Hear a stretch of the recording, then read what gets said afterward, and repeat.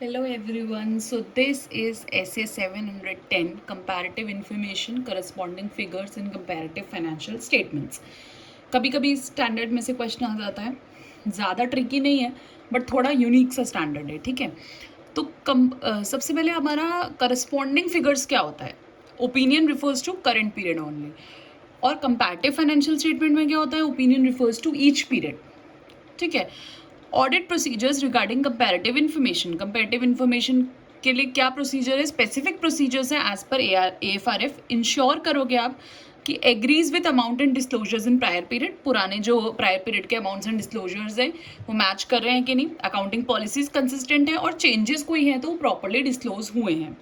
Evaluating impact on financial statement पे क्या impact है, मटेरियल मिसस्टेटमेंट अगर कंपैरेटिव इन्फॉर्मेशन में है तो sufficient and appropriate audit evidence obtain करो, और अगर सेम ऑडिटर था प्रायर पीरियड में तो ऐसे 560 मतलब सब्सिक्वेंट इवेंट वाले प्रोविजंस लगाओ।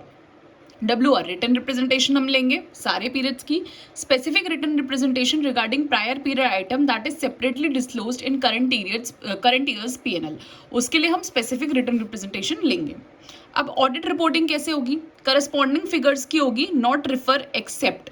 अगर आप कब रिफर नहीं करोगे, अगर प्रायर पीरियड में मॉडिफाइड मैटर है, स्टिल अनरिजॉल्व है, तो आप मॉडिफाई ओपिनियन दे दोगे। और प्रायर पीरियड में मटेरियल मिसस्टेटमेंट थी बट अनमॉडिफाइड दिया हुआ था, मिसस्टेटमेंट AFRF के हिसाब से नहीं है, तो आप क्वालिफाइड और एडवर्स ओपिनियन दे दोगे, ठीक है। फिर कंपैरेटिव फाइनेंशियल स्टेटमेंट के केसेस में रिफर करोगे each period, auditors opinion differ from previously expressed, तो रीजंस दोगे। अगर पहले जो एक्सप्रेस किया था उससे ऑडिटर का ओपिनियन अलग है तो आप रीजंस दोगे OM पैरा में।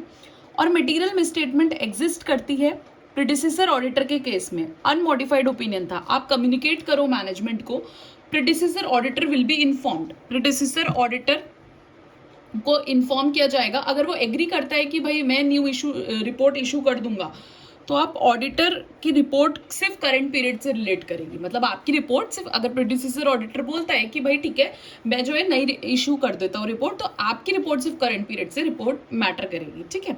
अब कुछ कॉमन रिपोर्टिंग है जो दोनों के केसेस में होंगी। कॉमन रिपोर्टिंग में क्या है, to both financial statement prior period by predecessor auditor state in report. आप प्रेडिसेसर ऑडिटर का रिपोर्ट में क्या लिखोगे, ऑडिट प्रेडिसेसर ऑडिटर के थ्रू है, क्या टाइप ऑफ ओपिनियन उसने दिया और क्या डेट ऑफ रिपोर्ट थी, ठीक है। और अगर prior period financial statement audited ही नहीं है तो आप रिपोर्ट दे दोगे OM पैरा में, और disclosures does not relieve responsibility of obtaining sufficient and appropriate audit evidence.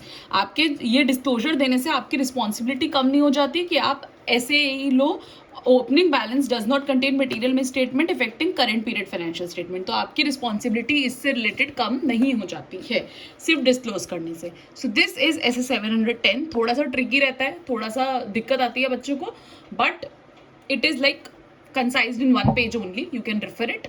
Okay, I hope you like it. If you like it, please like, share and subscribe. Thank you.